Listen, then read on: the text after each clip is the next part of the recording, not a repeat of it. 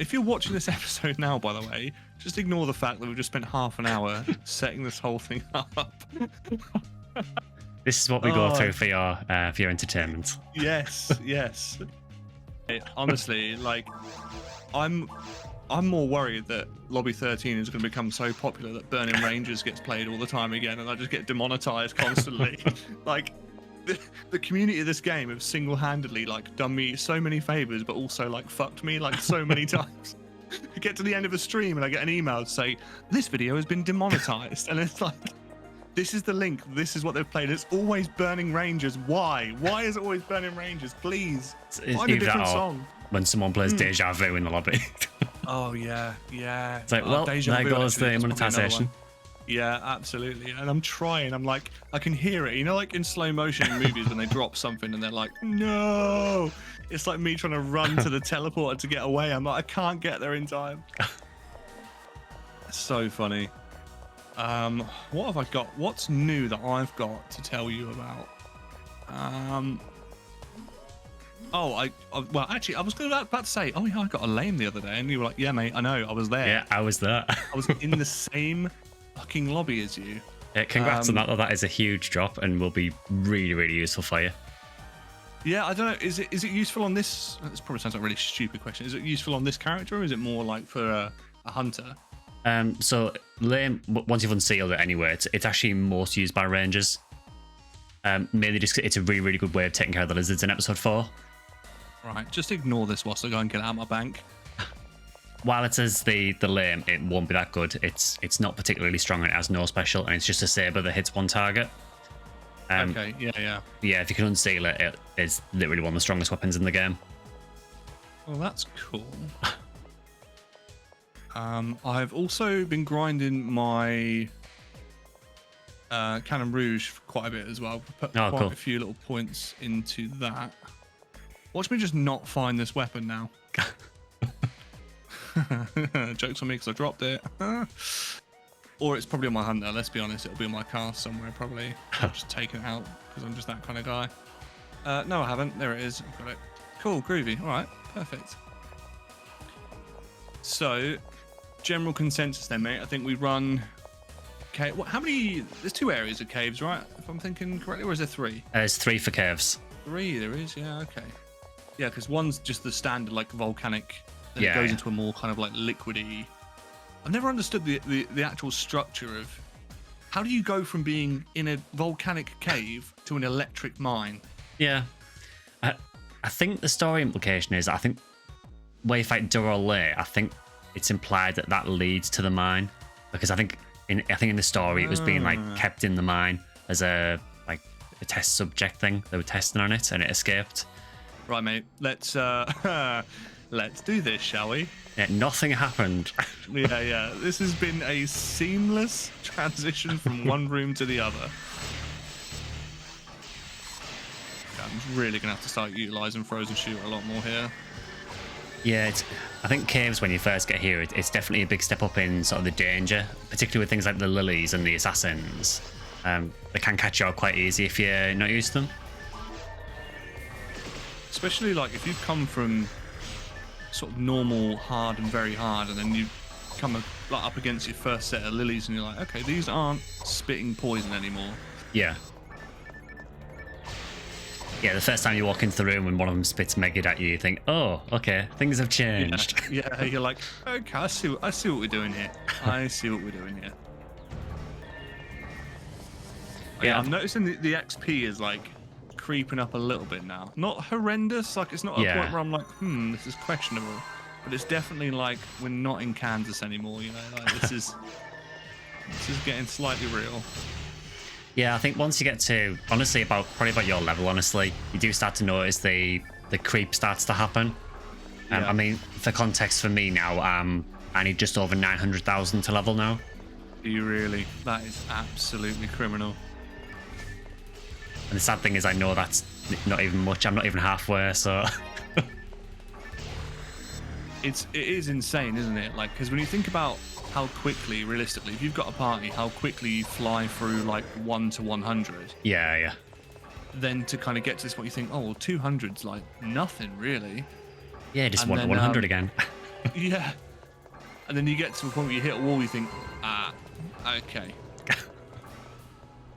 It's so weird because like I said to you before, like as much as I've had Ultimate for a while, like I've really not actually explored really any of like caves, mines, ruins, just on their own. I guess it's just not the go-to thing because I'm always playing with people and we're always like hunting something. So I think it's kind of strange with PSO. Honestly, I think because of how the game works, you quite often find that you just do quests a lot rather than actually like the free runs.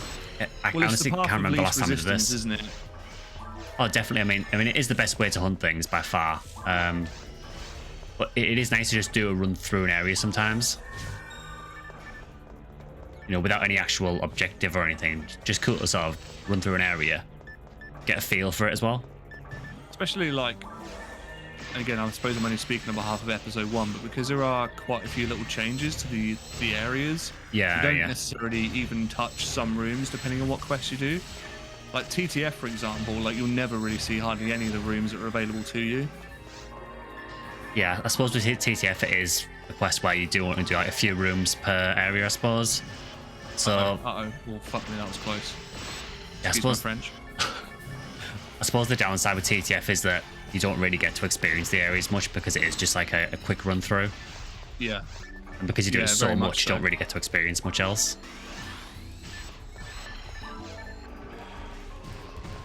Yeah, I must admit, like even in the short time that I've been on the server, I'm very much at a point now where I'll only really do TTF if like I'm really not asked about what else we're doing or if we're just hanging out and want something like really linear to run through. But I don't ever get excited about running it. Like I enjoy the game thoroughly, but it is not something that I will get like up in arms about and be like, oh, this is something I really want to do, you know? Yeah, I agree. I mean TTF, like it pretty much is the fastest way to level, at least early on anywhere. And for hunting certain things, it's the best as well. So if you're hunting things like obviously Red Ring, it is the fastest way to get to faults. So yeah, of course. For things like that, I can understand running it, but it does get really, really old fast just spamming TTF constantly. So it's nice to run other things instead. I guess like to me, initially when I first started playing again, because on the Dreamcast I never really did anything like that. It was mainly like solo that I was, you know, running. Okay. So yeah, I guess like your first like dopamine hit of like, oh my god, I'm flying through these levels, like I'm getting new gear all the time really, really quickly. Yeah. And then after a while you're like, I just cannot like watch someone just sit and spam like Rabata at the Sinnohs and leaving frost traps. You're like, I need to just do something else, like to retain my own sanity. It's got such a weird loop, this game. Like I've always said, like on paper, this is such a hard sell to anyone else. Like it's just, in reality, like it shouldn't be a fun game. But there's just something about it that just makes it like almost like an addiction. Well, I suppose it is, really, isn't it? It's like, I'm definitely going to get this time. I promise this will be the last one. Yeah, I think particularly when you get to Ultimate and you do start hunting for things, then the red box addiction kicks in hard, and you can't put the game down just because you want to keep going. Like, what if I get it in the next run? What if I get it in the next run? I saw someone selling in the Affinia Discord earlier. I'm pretty sure it was a Psycho wand. It was like some sort of crazy stat Psycho wand. They wanted like nearly 1,100 PDs for it, and I was like, do you know what? Like, I'm pretty sure I traded like 6 or 7 PDs for this mag, and I was like, oh, that's expensive. Like, I had no idea. It's insane. So the rabbit hole goes really deep if you start getting into the really end game, stuff like that. It's like, I mentioned it before, but there was a guy a while back who found a Viaya with, I think it was about 70 hit, which is ludicrous because with the way the special works on Viaya, if you've got the money to fund it, it's one of the strongest weapons in the game. Is it really? And this guy, he just joined the game, I think within a couple of days, and I think he just got into very hard. Might have even been hard, I can't remember now. Found this Viaya and got about 900 PDs for it. Wow. Yeah, that's a hell of a stat. That's insane. I was kind of thinking though, like, I've played this for years. You can get on a weapon. At the most hit. Yeah, what's the highest percentage? You could find, if it was a special weapon, you could find it at 90 hit untech, so it would take up to 100. Oh wow. but the chance of that is like microscopic. Slim to none. Yeah. Yeah. I've never ever found one. In fact, I've never found a normal weapon with 90 hit either. No, I mean, from what you guys were saying the other day, I totally forgot to even do it. But like, even just checking the shop for certain things just completely passes my mind, because I just associate those weapons with like, oh well, they're not going to be half as good as what you're picking up now, you know. But I guess some of them are worth keeping an eye out for. Yeah, I mean, for yourself, I probably wouldn't bother checking it too much until you get to about, I think it's just over 150, because at 150 they start selling like the top tier normal weapons. And oh wow, okay. then you can look out for things like 50 hit charge Vulcans and things like that. Oh, so it's not scaled with difficulty then, it scales on your level? It's on your level, yeah. Wow, okay, there you go, the more you know. I think it does depend on the difficulty as well, so if you load like a normal game, I think you'll get terrible stuff in the shop. But if you're playing Ultimate, say if you're like level 100, you might get like maybe the 3rd or 4th tier of weapons, where if you're level 150, you might get the next tier. Yeah. Speaking of special weapons. Isn't Last Survivor that like really, really janky looking sword? Yeah, it just looks like a huge iron sword, basically. Yeah. It looks quite cool, actually, I think. But yeah, not a particularly great weapon, unfortunately. No. But hey, let the luck continue. I don't even know what... Does anything really drop for us in this situation here? I'm trying what section ID this game is now, I think. Would it run under your section ID then if I kind of... It might do. Not that anything happened, but... No, yeah, I was going to say, how do we cover this up? We had some minor technical difficulties which were totally planned, is all I can say. I know there is a command for it to look at the section ID. Ah, there we go. Yeah, so it's showing a skylight for me. Oh, is it? Okay. So if that's the case, we're in a really good area, because Skylight Caves is really, really good. Yeah, I'm praying for something. I don't know what I'm praying for, but I'm praying for something. So you can get things like Chainsword drops here. Oh yeah, cool. Yeah, I've seen you use that a few times actually. So that drops here. Red Sword drops here as well. You can also get... I've got a red sword actually. I think from the Red Lily you can get Sanga as well, which I think you might already have. It's a katana. I'm pretty sure, not to sound like a massive seller, but I'm pretty sure you gave it to me. I think we got one in a run, didn't we? Because the Red Lily showed up. I'm pretty sure majority of the decent weapons I have, someone has gifted me at some point. I really don't want to. I don't want to like really kind of like, I don't know. I guess like call myself out there, but even this frozen shooter, I didn't earn myself. It's normally the case on a Finir, I think, particularly when you're starting out as well. I think a lot of people will just give you stuff. Yeah, yeah. Well, because like to a lot of people, like they've got stuff, especially if they haven't got crazy hit and stuff on them or crazy attributes. It's just junk to them. It's just sitting around, you know. Yeah, I mean, I've got tons of stuff in my bank that I know I'm never going to use, so it's stuff that I will just give out. I couldn't believe your luck with that Flowers though, mate. That's insane. It's got like 35 hit or something stupid on it. It's got 55. 55. That's just absolutely disgusting. Yeah, and again, Tony, I'm watching. I did not find this. A random viewer on one of my streams just gave me it. I tried to sort of give him stuff for it. I will stress that I didn't just take it. Yeah, I know. I always feel terrible. I'm gonna get negative. Yeah. Oh, I'm good. I'm good. I'm good. Oh God, please leave me alone. Please leave me alone. Was that a bit close? I was like that pretty much, without sounding crude, that skimmed my bum. I'm glad the hitboxes on this game are kind of scuffed, because that pretty much touched like my little Ranger backpack that I've got.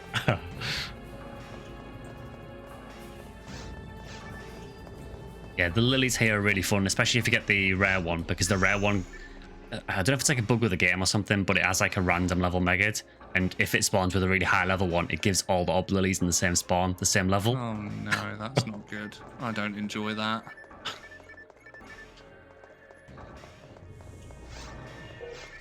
It's amazing, like, because I've obviously just come from playing my Hugh cast a little bit, which is only in hard currently. Yeah. And just sort of trying to get as many levels as I can, but like the enemies are so slow compared to Ultimate. You come in here and they're all on like speed or something, I swear, like it's so fast. It's like a different game, isn't it, really, once you get to It's Ultimate? totally different, mate. Yeah, completely. It's night and day difference, that's for sure. So I know you mentioned your Hue casting hard. So did you remake your Hue cast or something?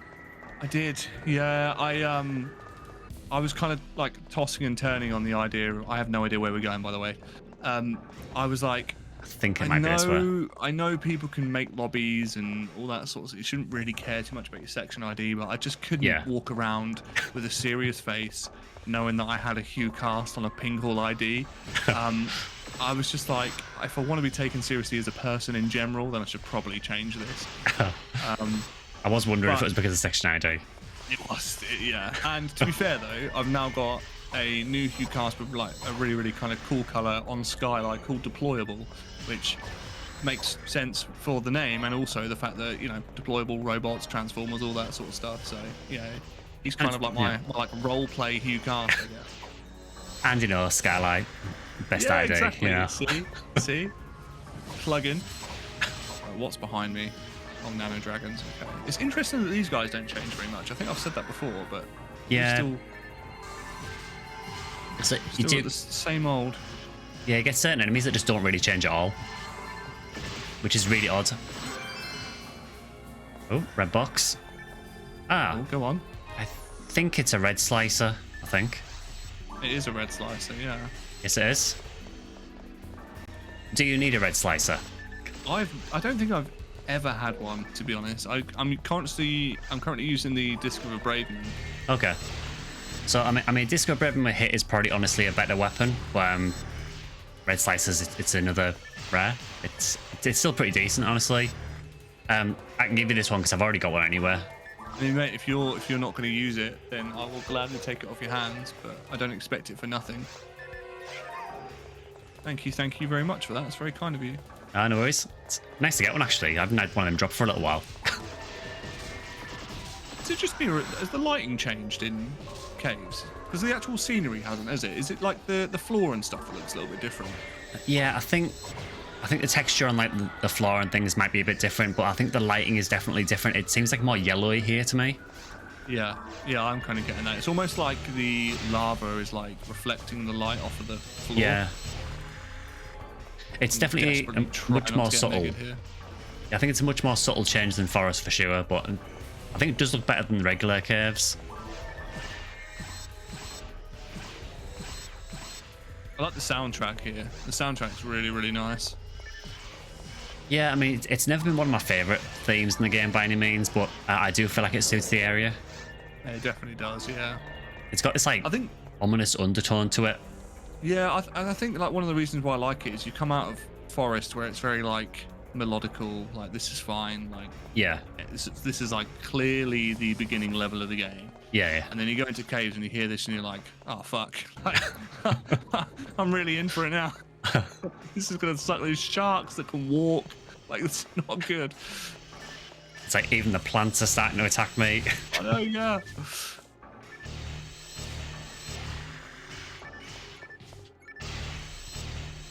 I'm getting absolutely beat to death by these things because I'm not being knocked over.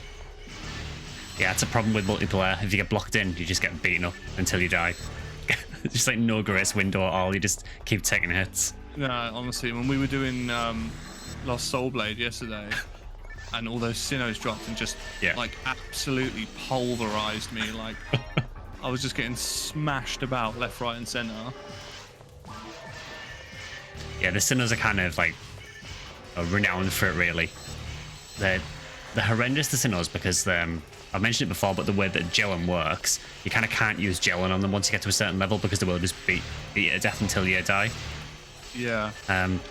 Which makes them really irritating to deal with, especially if you've got a party that's like quite spread out in levels as well, because the lower levels will want them gelling in to weaken them, but the higher levels will just get killed by them. Like, I can't remember who it was that we were running with last night. I'm pretty sure there was one person that was getting like one shot by like Sinnohs and trap. It must have been a force or something, but it looked pretty nasty to be in that situation. Yeah, there's certain things in the game that are just designed to just screw over people with like either really low health or really high health. So, example of the high health would be again in Soul Blade when we were fighting the Barons in the second block. Oh yeah. They, for me, because the missiles don't knock me over anymore, if the armor platings come off the barons and they shoot loads of missiles, I just die if I get hit. As it's just like a multi-burst, basically. Yeah, it just more or less instant kills me just because I just take all the missiles at once, so I don't actually fall over. I'm starting to notice though that, because I guess when I first started playing this game, like, because it's not like a traditional like MMO where everyone's got a class and stuff to play. Like, it is very much more like a you see it very much surface level, like a hack and slash. But yeah. I'm very much seeing it now that like my class has got like a certain role to play, like especially when you start to get weapons that have got paralyze, or like frozen shooter, for example. Like you're very much less like the designated heavy hitter, you know. You're more just the sort of person that will like crowd control and that sort of thing. Yeah, there is definitely a sort of role bias for each class, I think. I mean, you know, with Uniwell, I've mentioned it before, but you kind of like, yes, you are a hunter, you are there to do the majority of the damage, but you are also there as like a support as well if the party doesn't have anything else, like a force. Yeah. So I do really like that about PSO, though, that every class is quite unique and has like their own specialty where they're best at and where they fit into the party. But I assume that's not the case for like later entries. I know PSU has got it to an extent. I don't really know about PSO2 though. I can't really comment. You're probably the man for that. Over and above me. Honestly, I think for the later games like PSO2 and NGS, a lot of the classes just feel like a DPS class in different varieties of DPS. But there are some kind of support classes. So, I mean, in NGS you do have the Tekka class, or Tekta, which that's like the only class that can cast Shifter and D-Band, so that obviously helps. But at the end of the day, when you're not doing Shifter and D-Band, you are still just whacking stuff and doing DPS. Right, okay.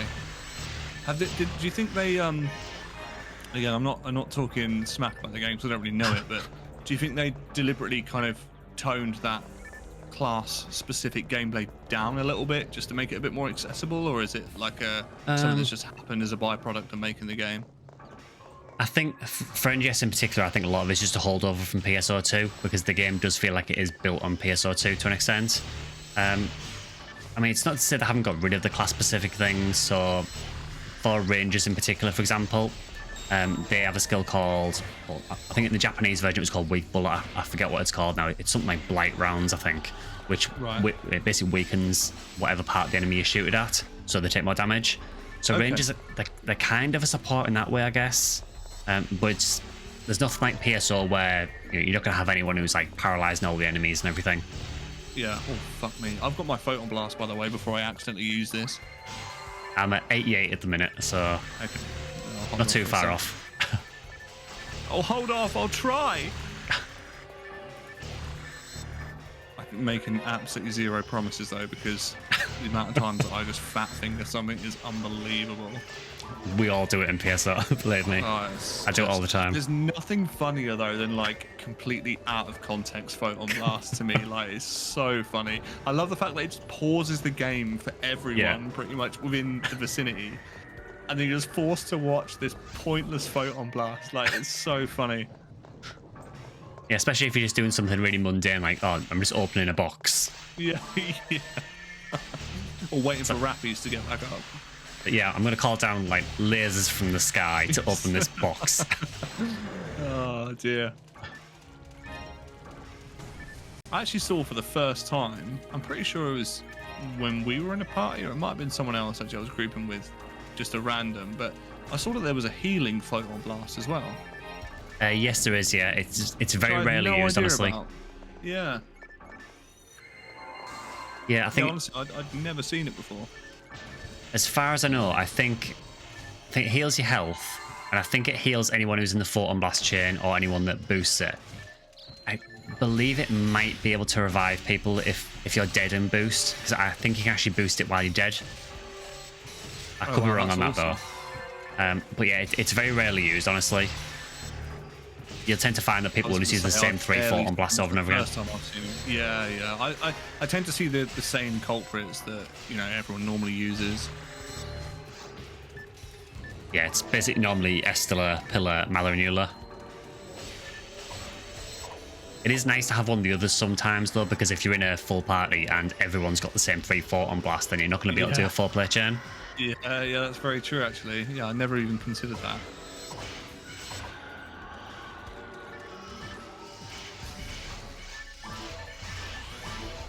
Speaking of Photon Blast, I am almost at 100. Okay. I'm surprised nothing's been pressed up until this point. I am now at 100. Okay. Well, we can use it whenever you want, mate. I've got twins on this mag if you want me to use that or whatever works. Yeah, if you want to use twins, I'll use Fowler for the memes. Okay. You want to do it now? Yeah, can do, yeah. All right. 3, 2, 1, go. Holy fuck, we did it successfully. Yeah, actually did it. It makes me nervous when 4 people are doing it because I'm like, there's no way this is going to go well. Had to use Fowler. Just keeping the trend going. I hate these slimes, mate. They're the worst enemy in the game for me in terms of just their design. They're just bloody pointless. The whole idea with these is just to slow you down. I'm convinced of it. Yeah, it's got to be. I appreciate there's far worse enemies in the game. Like, I've come to terms with that. But oh, of course, only I could do that. Only I could pop Resta there and then get hit by a trap.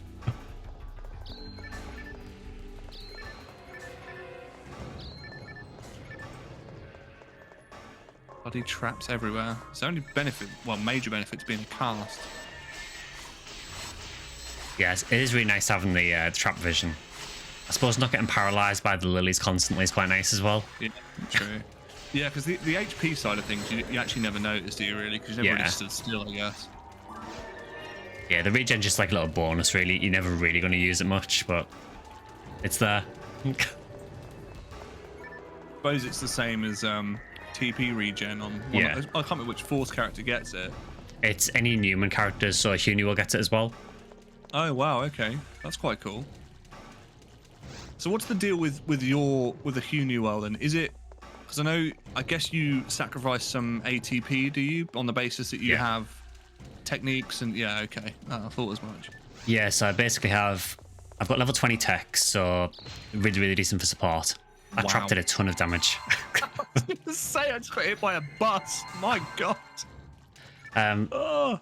So yeah, you get a level 20 text, which is really nice, and you have like the highest mental strength, so you can kind of use offensive text on certain things and do reasonable damage. But the downside is that you do have the least attack power of all the hunters. You also have the lowest health as well. Right, okay. But to be honest, it's not a big deal. I kind of find that the attack power is not a big problem because you have level 20 shifter anyway, and level 20 Zalor, so that covers a lot of the issues with damage anywhere. Yeah, I often find, and again, like, I've not played this near half as much as you guys, but I often find that when you're in the mix of absolutely everyone smacking the living daylights out of everything, the damage numbers are so unreadable that it's just like it doesn't really matter if someone's putting 50 or to 100 more damage in than me, because you can't often see what's going on anyway. Yeah, I mean, honestly, the difference between them's not huge. I mean, something like a Hugh cast will, in a party with a Force, will do far more damage than I can do with the Hunuel. Yeah. But as a Hunuel, I do enough damage, and that's fine for me. Yeah, to make it viable. Yeah. I suppose in many ways, though, as much as, paired with a Force, a Hugh cast, for example, does hit like a truck, but the versatility that a Hunuel can bring over and above just a Hugh cast on their own is something that you'd, I guess, rather have in the party anyway, right? Potentially, yeah. I mean, I suppose the big advantage of a cast is the fact you've got the traps as well. Things like the freeze traps are obviously a huge benefit. But so is the support technique, so they both have their own advantages and disadvantages, really. Screw these guys, man. There are so many traps in this run.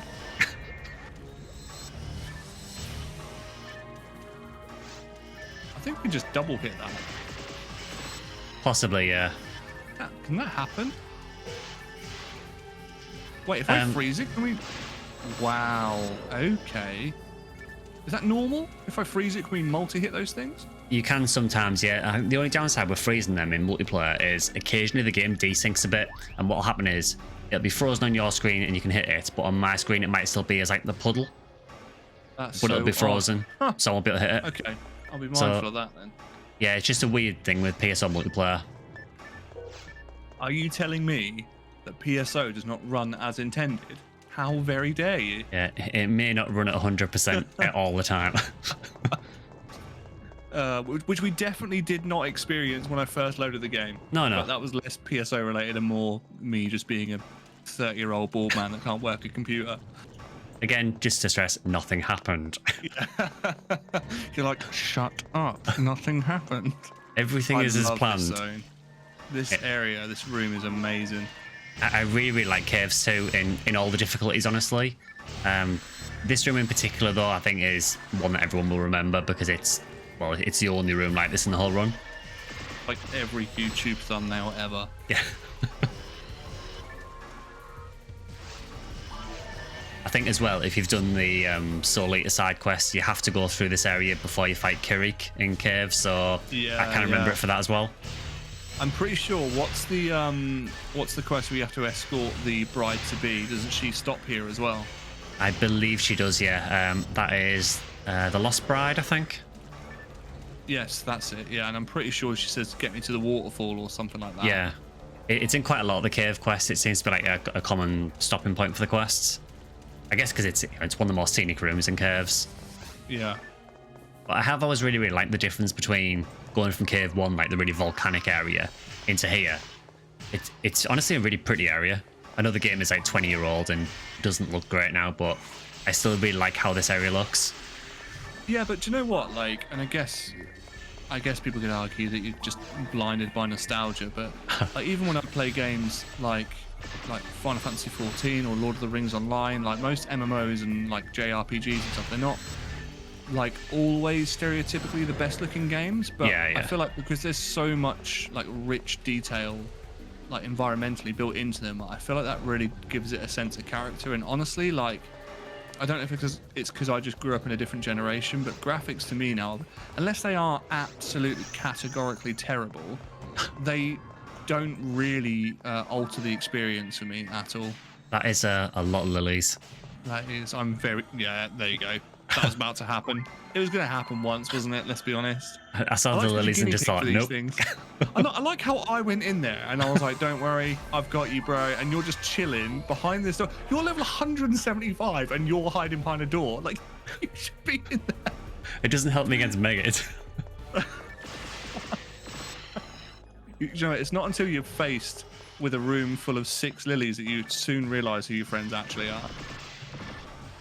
Yeah, it's like you don't know what true fear is until you come into a room like this. No, this is like, you know when you go for like one of them horrible job interviews and there's like 5 people sat around a desk? This is what this is, this room. Well, I'll spit in Megid at you. Yeah, but like, and all the lilies are like, right, so tell me about yourself. What can you bring to the company? I don't know, I just want a job, I want money, just leave me alone. That always used to bother me, actually, just on a complete tangent. When you go for an interview, so what do you want from this job? Like money, yeah, I guess? Money. Like, I don't... I would like to live. What even is that? Yeah, I would like the ability to pay my bills, please, thank you. I hope you've got an idea of where we're going, because I do not have a clue. Oh, I guess it's not that way. No, definitely not. That's the problem with caves, is that it is like a bit of a maze. So I know earlier on you mentioned Lord of the Rings Online. How did you actually get into that in the first place? So Lord of the Rings Online, it stemmed back from, it's going to sound like 15 years ago. No, like I basically, when I was in school, weirdly enough, this is going to sound like incredibly like below the belt for anyone that doesn't understand what I'm about to say, but I had a music teacher that when I was at school was like really quite like hip and quite like just cool, really. Okay. And he took like a week off sick, and everyone thought it was super weird because he like never misses school. Like, he was almost like the Jack Black of like our school. It was like, he was really, really cool. Oh, okay. And anyway, we came back and we were like, oh, like, I hope you're okay and stuff. And he was like, yeah, I'm fine. Like, everything's fine. And then a couple of my mates were talking about this new game they were playing, and he overheard them, and he was like, you guys playing Lord of the Rings Online? And he was like, they were like, yeah, so why? And he was like, oh mate, like I've just started a Hobbit, like I'm level 33, I'm questing the Shire. And at the time, like the films were just like everything I've ever wanted and more. And at the time I just couldn't, like the resources we had for PCs back then were just terrible. Like we couldn't afford it, and I kind of forgot about it. And then like literally like a year or two ago, I just sort of picked it up and started started playing it, and Okay. it's rough around the edge. I would say graphically, honestly, this might sound like a really crazy take, but I really don't think PSO is that far off graphically what Lotro is, to be fair, which is scary to say. But it's just different. I feel like, as much as I love Final Fantasy 14, I feel like Lord of the Rings Online serves a very, very different purpose. It's a lot slower pace. There's a lot more reward for exploration. Like the leveling system, like similar to PSO, the grind is huge. You know, Okay. you're not just like. I feel like nowadays most games are like an instant dopamine hit, aren't they? They're like, Yeah. you know, like you're gonna play and then you can get to like realistic. If I went on Final Fantasy 14, I reckon I could probably grind a character from base level to at least 60 to 70 in one day, easily. In one day. Yeah, in one day, easily. But yeah, like those games back then, it was just more like, I guess if you're not a massive Tolkien fan or a massive Lord of the Rings fan, it's a really, really hard sell, because it is about immersing yourself in that sort of like world. I've just cured my paralysis and just got it straight away again. Yeah, so I think the sell for me was the fact that I could be in that universe and like hanging out with Gandalf and the boys and that sort of thing. And I guess I just touch base with it now like every few months, and it's never going to be like my main MMO like 14 is. I don't know, there's something like relaxing about playing it. So it's actually still going then online? It's still online, mate. Yeah, it's still on the official server. It's still, I'm pretty sure like the patch updates, I don't know what patch we're on now. It's something ridiculous, but there's been like an absolute abundance of expansions, and the level cap is now like 140. Okay. Completely free to play up until level 90, which is like a huge free trial. This is not sponsored, by the way. And yeah, and then you can just pay for like, if you want to extend that and you want to unlock everything, you can then subscribe if you want to, like with normal traditional membership. But yeah, it's still supported to this day. That's crazy. There seems to be a couple of games like that. They seem to have just unnecessarily long lifespans for seemingly no reason.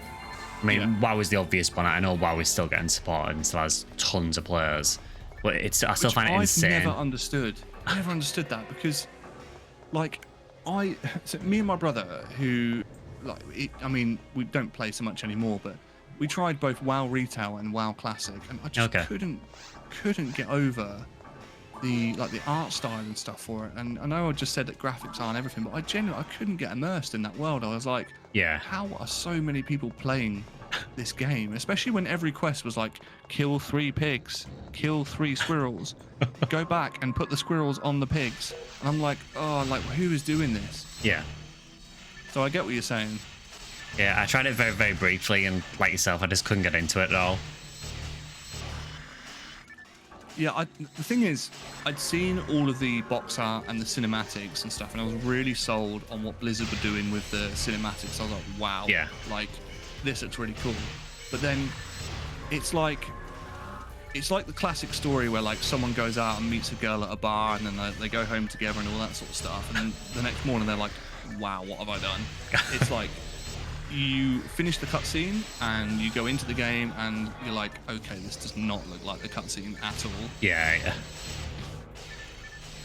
I don't know. Immersion's big for me. I like big, like expansive worlds, and which is ironic because I play PSO, which is based upon small little levels put together. But but you know where I'm going with this. I think what attracted me to Final Fantasy 14, not to make it all about that, but was I really liked the high fantasy of PSO and the expansive world of Lotro. Okay. So I just kind of, that was like a halfway house to me, and I've always liked Final Fantasy, as you well know anyway. Yeah. That's a perfect mix, isn't it, really? Yeah, exactly. Yeah, and it's, the nice thing is, to be honest, I was never super sold on a lot of MMOs, like we just said, because a lot of them feel quite, as much as they're big, they're also a bit soulless. Yeah. Whereas that kind of, you can just make it single player until you want to actually play with someone. Yeah. What about yourself? Have you actually, I guess, can you class NGS as an MMO? Is that a thing these days? Is it more MMO than it is JRPG? I'd probably say it's like an online RPG, to be honest. I don't really feel like it has a player base to be an MMO, but Yeah, I guess so. Yeah, I suppose what defines an MMO these days, really? I mean, for myself, I mean, the only MMOs I've really put any time into at all was, I think I mentioned it before, but I did unfortunately play Final Fantasy 14 1.0. 1.0. Wow. So yeah, that was fun. And then you've been scared off ever since. To be fair, at least I have gone back and I am attempting to try it again. After some encouragement. What worries me is because you also see what I see in this game, which I do think that if you tried 14 and got into, if you can get into like a collective group, like I know like Shenton plays it as well, and I feel like if there was like a collective of, if anyone's watching this video that watches the channels regularly and you want to join in, I feel like you'd have such a blast, mate. I feel like it's a nice break from just running PSO. You know, your PSO will probably still always be your main game, but just to have that little tag along that you can just like relax and have fun in, it is such a time sink, but it's so rewarding as well. I mean, I think I would like to play a bit more. It's just having the time to do it at the minute. Yeah. It's not to say it'd be a game I play on stream or anything necessarily. It's just, it could be something I play just with some of my community off stream sometimes. I think apart from FF14, the only MMOs I've really put any time into is, I used to play a little bit of Lineage 2 years ago. Yeah, I've heard about Lineage. I've never ever played it, but I've heard good things about it. It was alright. It was fun to play if you had other people, like if you had a clan to play it with. But my god, is it a grindy game? Well, it's almost a shame that you've left behind grindy games in favour of someone else. Yeah. Lineage was ridiculous. Like you'd spend hours and hours in one dungeon and you get like a couple of % experience if you're lucky. Yeah, I have heard, again, I've not had any first-hand experience, but I have heard it's rough. And was there not, it might have been that game or something else, but was there a mechanic in that when you died you lost XP, or was that a different game? Yeah, so you did. So you spent hours grinding that 3% experience, then you die and lose it all. Yeah, no, that's just savage. I did also play a little bit of the original Guild Wars. Yeah, cool, Guild Wars 1, yeah. Actually, I love Guild Wars, actually. I thought it was a really, really cool game. That was much more of a sort of, I guess you could say, not necessarily solo, but it was much more of an RPG than an MMO, wasn't it? Yeah, I think so, yeah.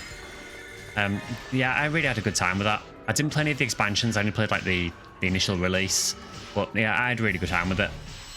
I'm pretty sure Guild Wars 1, when I played it, actually, you couldn't jump, could you? I'm trying to remember now. I don't think you could. I think it's Guild Wars 2 that you could jump in. It's been so long since I played it. I've always had this thing. I know it sounds ridiculous because I play PSO, but it always like winds me up when like MMOs, like you can't jump. It's such a basic thing to put in a game. Like, yeah, it really frustrates me. Yeah, I played. I think the first true experience I ever had with any MMO was actually on my neighbour's computer. I played Ultima Online. Okay. Yeah. And I mean, you look back at that game now, and I look at that and think, how, why, who, why have I done this? Oh, level 200. Congrats. Nice little banner there. Yeah, not me, unfortunately. No, I'm just stuck here at level 124, just slogging my life away. Every time you come on this game, it's like, if you're just focusing on XP, it just feels like you're clocking in, doesn't it? It feels like you're just clocking in for a shift. It's like, well, back to the mines again. Yeah, literally. It's a good shift, though. It is.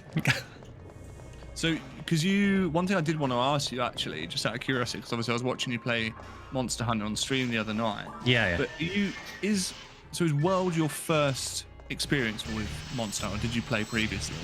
Sort of. So the first Monster Hunter I tried was I played the demo of Freedom Unite on the PSP, and I hated it.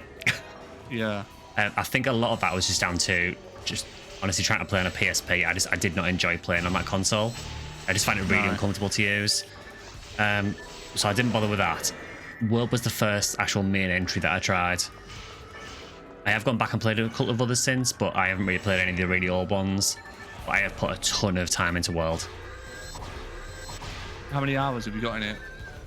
I think I'm at about somewhere between 12 and 1300. Really? Yeah. That's some decent going there. Yeah, it's probably the game I've played the most apart from PSO, which is saying a lot. Yeah. No, again, I can understand that because as much as they are different, they're very much like the same thing with a different coat of paint, aren't they? Truthfully. Yeah. Probably the closest thing to a modern day version of PSO that you're going to get, really. There is definitely similarities in the way they work. You know, you're essentially farming monsters for rare parts to make gear. Yeah, I suppose it's just the same cycle, but just laid out slightly differently. Yeah. Yeah, I saw you when you were playing. You were like climbing all over the monsters, like hitting their shoulders. And I thought, imagine if you did that on PS. Imagine if I could just jump off the raft and just land on Derole and just start like smacking his back and stuff like that. It just looked wild. I was like, what is this unhinged gameplay I'm watching here? I don't think this is the right way, mate. I can't lie. I'm about to get flattened. Oh, sorry, the switch there. Right there. Wow, we are clearly not paying attention here. Professional gamers, by the way. Yeah. Play this all the time. All the time. To be fair, I think I do that every time I do this caves pattern, so... Yeah, I do really like how the combat works in Monster Hunter, so, you know, I like the freedom that you've got where you can... I mean, the jumping on the monsters is kind of... It's only a thing in World where you can actually grapple onto them and like flinch them into walls. But for quite a few of the games, there's been the feature where you can like ride on their backs and then knock them down. I just think it's a really cool idea. It definitely keeps things a bit fresh because I did notice that the mobility is, well, depending on I suppose what weapon you're using, the mobility seems to vary so drastically. Oh, it does, yeah. So I think when you watched me, I was playing Lance for a while, I think. Yeah, I think you did bowgun, lance, and I'm pretty sure you used a glaive or something at some point. Yeah, I used insect glaive, yeah. That's it, yeah. That's wild, that weapon. Yeah, I think insect glaive is probably my favourite weapon in Monster Hunter. I love the mobility of it, and I really like the moveset as well. And it's basically a double saber. Oh, I suppose it is, yeah. I'm not saying that's why I picked it or anything, but you know. No, of course not. not putting two and two together there at all. Yeah. I need to go about getting on these teams that you guys are in because I feel like I'm the odd one out here. Everyone's changing their outfit, getting cool rewards. I'm just tagging along like some sort of common peasant. Yeah, it's really weird. So for some reason they only did that in Blue Burst. So if you played on, I'd imagine on Dreamcast, I'm not sure if it was a thing on there, but I know on GameCube definitely all you had to do to change outfit was you just had to have, I think it was 10,000 Mazetta on your character, and you could just change it for money. Oh, that's cool. But in Blue Burst, for some reason, they decided, no, you have to be a member of a team now. Such a weird decision. Yeah. Like, such an oddly specific thing to do. I guess, I don't know, maybe they were thinking, right, we need some kind of incentive for people to join teams. Balls. So what we'll do is we'll take away some of the features that you could do before. All right, do you know what? You go first. You go first. I'll heal you.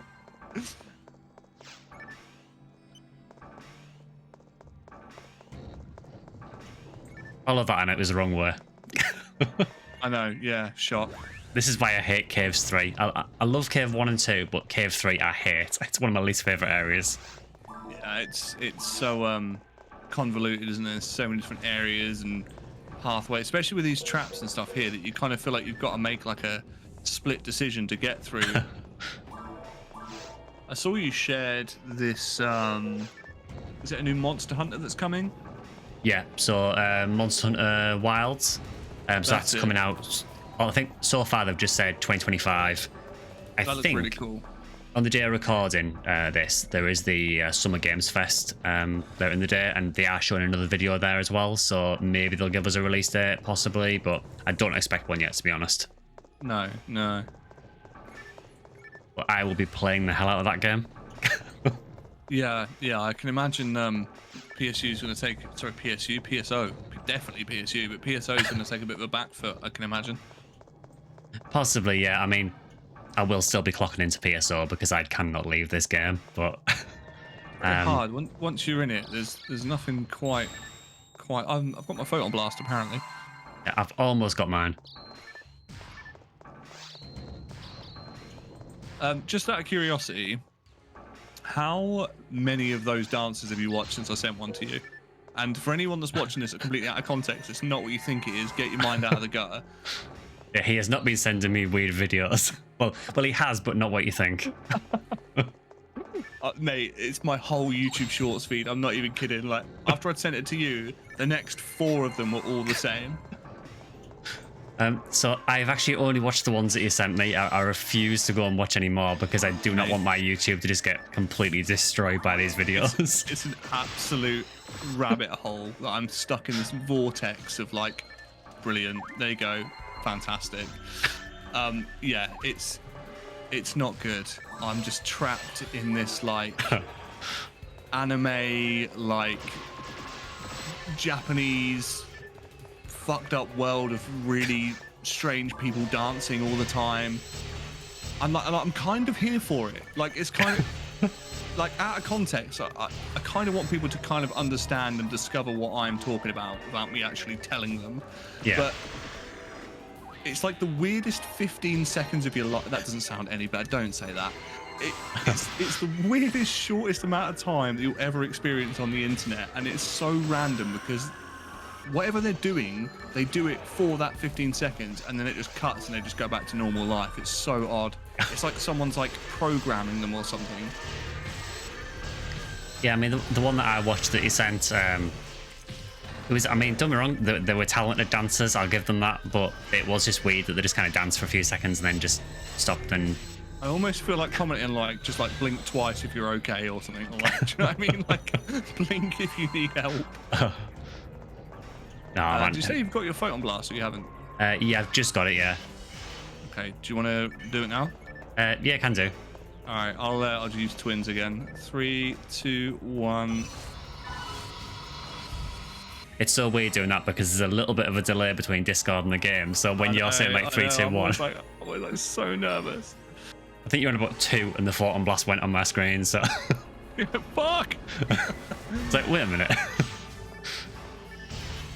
We did it though. I'm actually proud of us for not missing. And more importantly, I'm proud of me for not actually popping mine too early.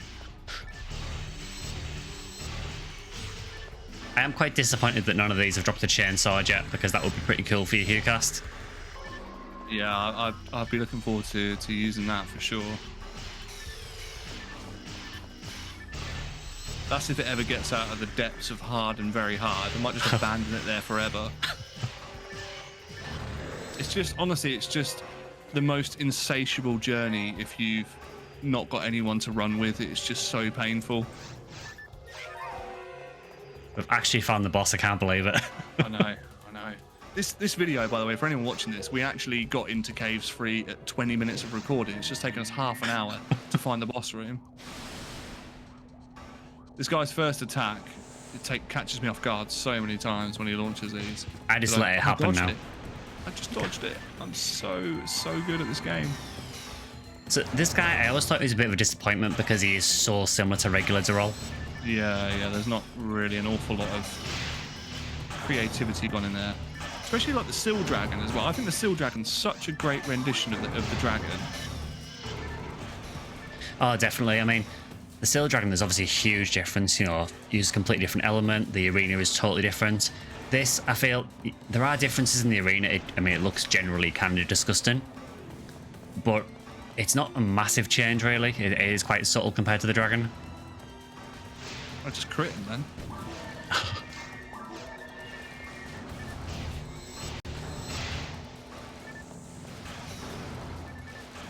I also find it's still really weird that he still does the thing where he jumps on the raft and just lets you kill him. Yeah. It's like he's not learned his lesson. Yeah. It's like, maybe this time it'll work. At least with Barbara Ray, it's a bit more of a full-on kind of fight. There's a bit more to it, you know? Yeah.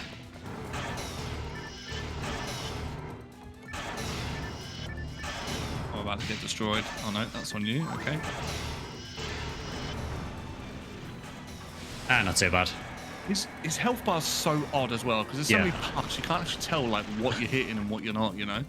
Yeah, it's really weird. You've got kind of no idea what health he's actually on because every part of him's on a different health.